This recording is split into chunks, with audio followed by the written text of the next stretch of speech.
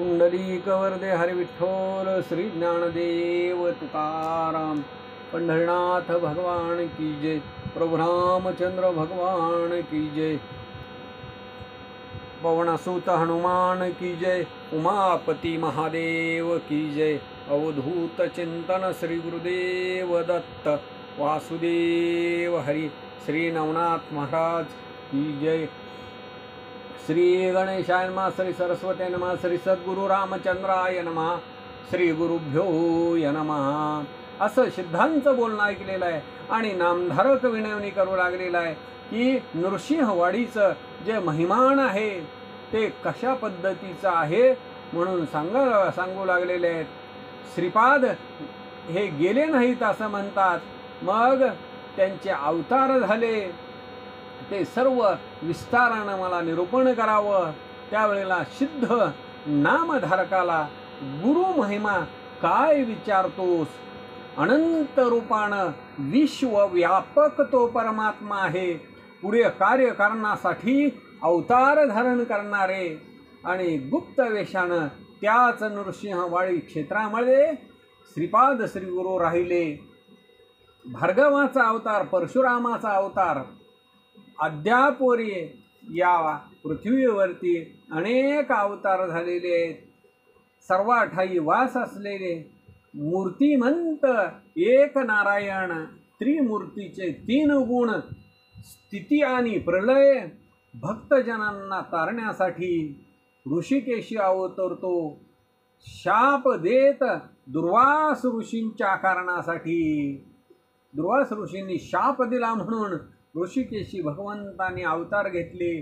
त्रयमूर्तींचा अवतार, या अवताराचा पार कुणालाही कळणार नाही। आणि तेच नृसिंहवाडी जे क्षेत्र आहे, तीर्थक्षेत्र, तिथं स्वतः गुरुमूर्ती वास्तव्य करतात। जे भक्तजनाने चिंतिलेलं आहे ते गुरुच्या दर्शनानं त्या नृसिंहवाडीमध्ये प्राप्त होतं आणि श्री गुरु तिथं वास्तव्य करण्याचं कारण तिथंच कामधेनु गाय सुद्धा आहे। श्रीपाद वल्लभ स्थानाचा महिमा जो आहे तो अनुपम असा आहे, ते वर्णन करणं अशक्य आहे, अपार आहे। आणि तेच तुम्हाला दृष्टांतानं सांगतो ऐका।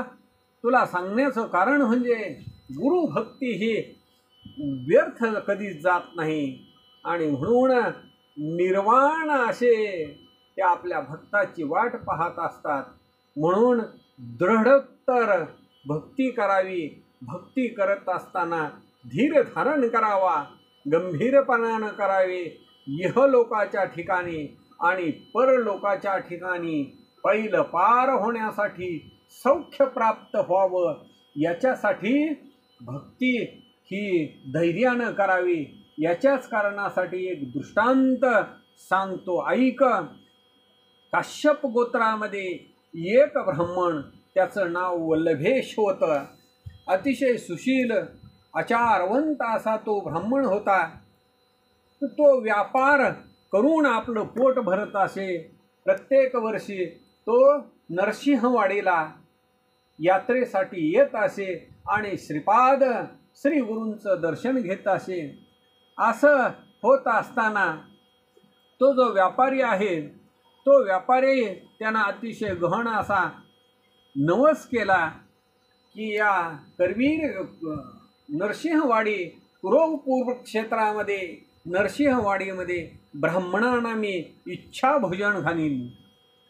मग त्याचा जो व्यापार आहे तो व्यापार करत असताना यात्रेला विशेष रूपानं येईन आणि 1000 ब्राह्मणांना मी इच्छा भोजन देईन असा त्यानं नवस केला, मनामध्ये निश्चय केला आणि तोच ब्राह्मण व्यापारासाठी निघाला। चालू लागलेला आहे आणि चालत असताना सतत श्रीपाद वल्लभांचं स्मरण करू लागलेलं आहे, जागोजागी जाऊ लागलेला आहे। अनंत असा आनंद त्याला होऊ लागलेला आहे। 100 पट त्याला त्या व्यापारामध्ये लाभ झाला, परम आनंद झाला आणि मग त्याचं मन श्रीपाद चरणावरती लय झालं। तो त्याच क्षणी यात्रेला निघाला. ब्राह्मणांना इच्छा भोजन देण्यासाठी आपल्याबरोबर भरपूर असं त्यानं द्रव्य घेतलं. ते द्रव्य घेऊन तो निघाला. हे चोरांनी पाहिलं आणि मग कपटी वेशानं ते चोरही त्याच्याबरोबर निघाले. 2-3 दिवस झाल्याच्या नंतर ते चोर त्याच्याबरोबर जाऊ लागलेले आहेत, नरसिंहवाडीकडे येऊ लागलेले आहेत. आणि मग अशा मार्गामध्ये येत असताना एके रात्री त्या चोर ब्राह्मणाला म्हणू लागलेले आहेत की आम्ही सुद्धा नरसिंहवाडीमध्ये जाऊ लागलेले आहोत. आम्हाला सुद्धा प्रतिवर्षाचा नियम आहे, श्रीपाद श्रीवल्लभ श्री गुरूंचं आम्हालाही दर्शन घ्यायचं आहे. अशा पद्धतीनं मार्गाने येत असताना गोड बोलू लागलेले आहेत. आणि मग त्याच मार्गावरती त्या चोरांनी त्या ब्राह्मणाला मारून टाकलं. त्याचं शिर छेदून द्रव्य सगळं त्यांनी घेतलं. भक्तजनांचा कैवारी श्रीपाद त्या नृसिंहवाडीमध्ये ताबडतोब त्यांनी जटा धारण केलेला, भस्म लावलेला असा वेश धारण केला, त्रिशूळ आणि खटवांग हातामध्ये घेतलेला आहे आणि त्या चोरांच्या पुढे उभा राहिली. त्याच वेळेला त्या त्रिशूळानं त्यांच्यावरती घाव घातला गेलेला आहे. त्या सर्व चोरांना मारून टाकलं. एक चोर येऊन विनवणी करू लागलेला आहे, हे कृपाळू जगन्नाथा, मी निरपराधी आहे. मला माहीत नव्हतं की या ब्राह्मणाला हे सगळेजण मारून टाकतील. मी यांच्याबरोबर आलो, पण माझ्या मनात तसा भाव नव्हता. तू सर्वोत्तम आहेस, मनातला भाव जाणणारा, विश्वाच्या मनातली वासना जाणणारा तू आहेस, असं त्या चोराचं बोलणं ऐकलेलं आहे. श्रीपाद त्याला बोलू लागलेले आहेत, त्याला जवळ बोलावलेलं आहे, त्याच्या हातामध्ये भस्म दिलं आणि सांगितलं त्या ब्राह्मणाच्या वरती जाऊन हे भस्म टाक.